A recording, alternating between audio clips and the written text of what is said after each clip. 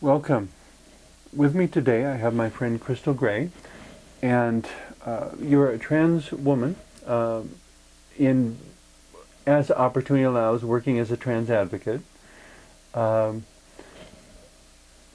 it seems to me, as I look at transgender people, I guess if that's the correct term to use, transgender people? Transgender people is the correct term. Transgender, okay. There's a lot of preoccupation with doing the transition, which to some extent is understandable. All the surgeries, all the changing of documentation, all the changing of your entire wardrobe, the changing of all your personal grooming. Somehow it seems to me there should be what you might call life after transition, where you are not consumed 24/7 with thinking about transition or passing or whatever. You finally get to just be who you are. You know, that a person is a person is a person is a person, and I finally get to be me. And I don't have to think about whether anybody else approves or doesn't, whether they want me to be this way or that. I'm just going to be me today. So today we wanted to talk about getting to that point, what discourages people from getting to that point. How can people get to that point, I guess?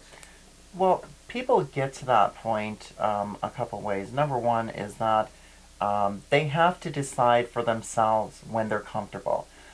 During the transitional process, whether it's male to female or female to male, there are certain aspects, of course, of transitioning, certain surgeries, electrolysis, mannerisms, of course, hormone changes. And during that process, they have to decide when they're comfortable with themselves. Because there's actually pre-op, post-op, non-op. We don't like to use those terms so much, but in this instance, it comes into play because there's different stages. And some people decide not to have the final surgery, which is the genitalia surgery. So they become non-op. They're comfortable like that. They're comfortable living their life that way.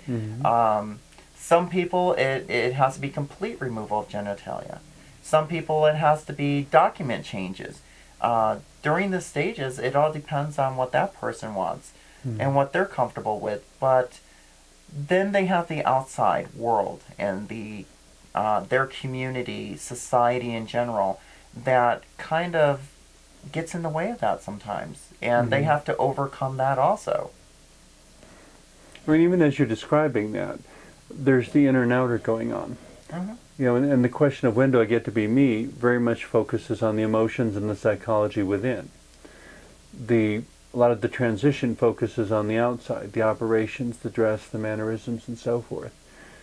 You kind of need to have both, but it seems to me it would be horrendously gratifying if you could get to the point where you didn't have to think about it so much. You do finally get to the point where you don't have to think about it so much. However, you always know that you can never go completely stealth, which means you can never absolutely pass as a genetic girl or a genetic male.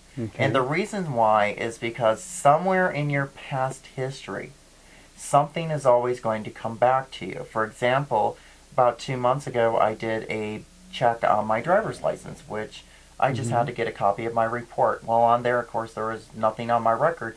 But what struck me interesting was still, it said previous names, and it still had my old boy name on the driver's license information. So if I were to be stopped by so they do have previous names stamped right on the driver's license? Well, on the driver report. So the driver report, not the license. So if I were to be pulled over, a cop takes my license, on my license says female, has my correct legal name. But when he comes up in the computer, it'll come back up as a previous name, and it'll say my old name. And so therefore, I can never truly go stealth because my past will find me one way or another. It's not something that... And I'm not sure... I understand sometimes going stealth, pretending to be a Gigi or genetic girl, would be necessary for survival in certain adversarial circumstances.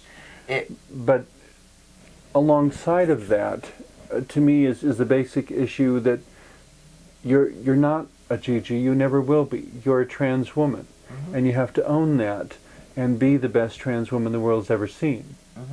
What I actually own for myself personally is when I'm out in the community, I'm not a trans woman, I'm a woman. Period. That's it. I felt this way since birth. I recognized it at 2 years old.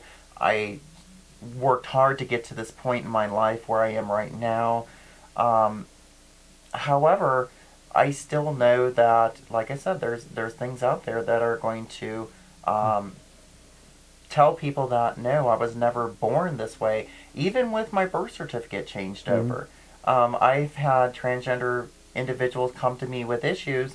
The number one that I've had them come with is trying to find a job, and somewhere in the background, their old name came up and their information. So it makes it harder for us to get a job. So as much as we'd like to present ourselves... Specifically because employers are not totally comfortable with it yet. They're not comfortable, and the whole thing comes down to they don't understand. And what they don't understand, they tend to shy away from. Exactly. Okay.